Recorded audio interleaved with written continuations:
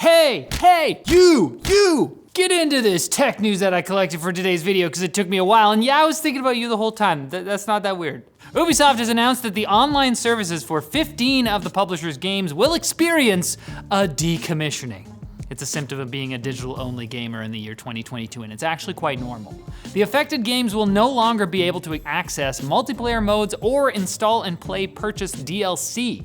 Now, if we're being super charitable, I'd say maybe it's understandable that a company trying to optimize server space might do this for the single-player games on the list, like Anno 2070, a number of Assassin's Creed games, including the excellent AC2, and Prince of Persia: The Forgotten Sands. But Space Junkies is a multiplayer-only VR game from 2019, which will be completely unplayable after September 1st. And to make matters worse, Assassin's Creed 3 and Far Cry 3 are losing access to DLC, but only the original versions. If you bought the remastered copy, you will continue to have permission to download and play the content you paid for. That's so nice. Now, let's not bash on Ubisoft's leadership too hard. After all, CEO Yves Guillemot voluntarily only took half of his $650,000 bonus this year because the company isn't doing as well as it hoped. So Ubisoft could either cut off gamers' access to game content they bought, or what?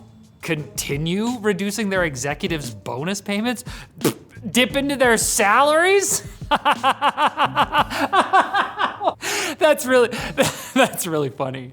Leaks about upcoming PC hardware, including Nvidia's RTX 40 series GPUs, are flowing copiously as the summer goes on, with industry leaker, whose name I don't know how to say, Kopite, claiming some wild numbers for the RTX 4090's clock speeds. In addition to benefiting from the new Ada Lovelace architecture, Dr. Kimi says the RTX 4090 has a base clock of 2,235 megahertz with a 2,520 megahertz boost clock, which is 50 to 60% higher than the RTX 3090. Amateur analysts doing some back-of-the-napkin math have also calculated that this means the 4090 will be capable of over 90 teraflops of compute horsepower, almost twice the teraflopability of the RTX 3090 Ti. Oh man, I cannot wait for these superpowered graphics cards to launch so I can intentionally ignore them and buy an older GPU, because GPU prices being 200% above MSRP was not a good place to be. We can't go back there. You can't make me go back. And in other Nvidia news, the company seems to be aware that demand for their probably way too expensive GPUs isn't going to be as high as they thought it would be back when they put these things into production. So they're reportedly asking chip manufacturer TSMC to cut Nvidia's orders of 5nm wafers designed for the RTX 40 series. Now, AMD and Apple, two of TSMC's other big customers, are also cutting orders, but it seems like Nvidia may be the biggest offender here, as TSMC is reportedly only agreeing to delay the orders, not cut them, and is also demanding Nvidia find replacement customers so TSMC isn't left holding the bag. I mean, you got a feel for Nvidia here. Demand is down for these overpriced GPUs among gamers because they're actually able to buy them again, and also among crypto miners, leaving no one to buy new GPUs from poor Nvidia. I hope they'll be okay. Dennis, don't worry, it's Nvidia. Now it's time for Quick Bits, brought to you by iFixit Mahi Driver Kit, or as the iFixit team calls it in the office, the Beast.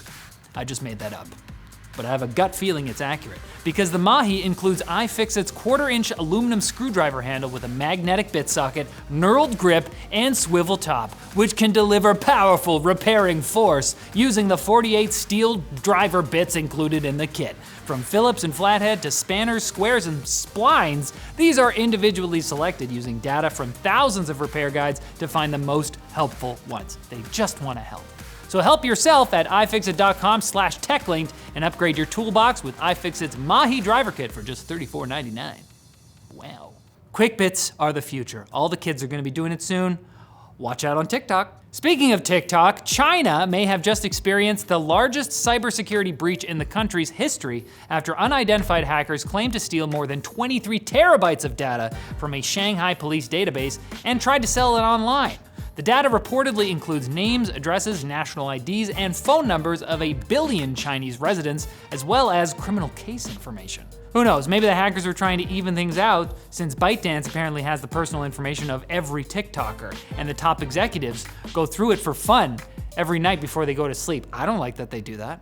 Well-known leaker Greymon55, maybe they're buddies with Copite, who knows, has added fuel to rumors that AMD will be releasing more 3D V-cache equipped processors for the current gen AM4 socket. Team Red's existing Ryzen 7 5800X3D could be joined by a Ryzen 9 5900X3D or a Ryzen 5 5600X3D, which could provide a tasty upgrade for anyone still lukewarm on the idea of AMD's upcoming AM5 socket, which will have pins on the motherboard Intel style, instead of a bunch of holes for the pins on the Ryzen CPU to drop into. It was so satisfying, putting things in holes. It just always feels good. Chinese company Xiaomi has unveiled their new flagship smartphone, the Mi 12S Ultra, which comes with a big ol' 1-inch sensor on its main camera. It's not the first phone to incorporate a sensor size more commonly found on dedicated point-and-shoot cameras, but it is one of the more mainstream models to actually use the full sensor instead of just part of it, like Sony's Xperia Pro I1. Do I think you should get this phone? No, I just thought you would want to know about it because of our conversation last week. Meta is finally drawing the torturous saga of the company's doomed Libra cryptocurrency project to a close with the announcement that their digital wallet, Novi, will shut down on September 1st. Users are being asked to withdraw their funds ASAP, but don't think that this means Meta's out of the crypto game. They literally changed their name because they're full on into the metaverse, which will sadly go hand in hand with crypto, Web3, synergistic transmogrification of e-commerce, and let's not forget digital cyber presence to phase shift analog identity into the virtual. Sorry, I just had a stroke. And once they were mocked, but now M.2 SSD coolers are definitely a thing, as you can see by looking at this tower-style SSD heatsink with an included 60mm fan from Chinese component maker Joeshark. And while this kind of cooling might still be overkill, SSD coolers might actually be necessary soon, with PCIe 5.0 drives on the up and up. So don't make fun of your PC gaming brethren for making sure their components are nice and comfortable.